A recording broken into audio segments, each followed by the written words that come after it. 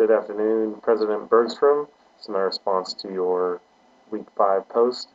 Um, I'm not going to claim that you're a determinist. I mean, I think we can all agree that the region is always unstable and that keeping a strong Israeli ally is sort of the default perspective. A couple people did make the argument that it's that maybe we always see Israel as a good guy and maybe we should look as the Arabs, the Palestinians at least, as having a legitimate claim to the land.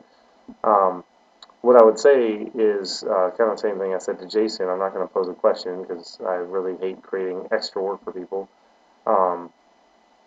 But what I would say is that, of course, keeping a strong Israeli ally was important, and of course, keeping them well armed kept them in power. But as Dr. Merida said, and as the sort of the reading indicated, we don't always have to give them everything they want. In last week's essay, we talked about Johnson, and the one thing he didn't do that they really wanted him to do, before the Six-Day War, was come out and publicly say that an attack on Israel is an attack on the U.S. And he just wouldn't do it.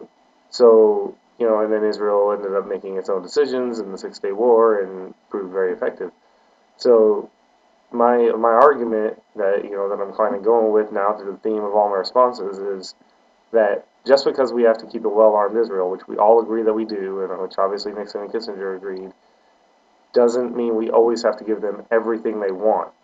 I mean, we can use backdoor channels to say, hey, Israel, you're kind of doing stuff that's outside what we agree. We want to keep arming you, and, we're never going to completely withdraw support, but you got to give a little bit here. And if you don't give a little bit here, then, the consequences are going to be that we may publicly condemn some of your actions, or we may say that Palestinians have a legitimacy. And just saying that publicly would cause such a problem for Israel that maybe Israel would say, oh, okay, hey, we'll back off. I don't know for a fact that would happen, but at least it's a possibility. And all I'm saying is that just because we have to keep a strong Israel doesn't mean we always have to give them everything they want. So thanks for your cool post in the Oval Office, and see you next time.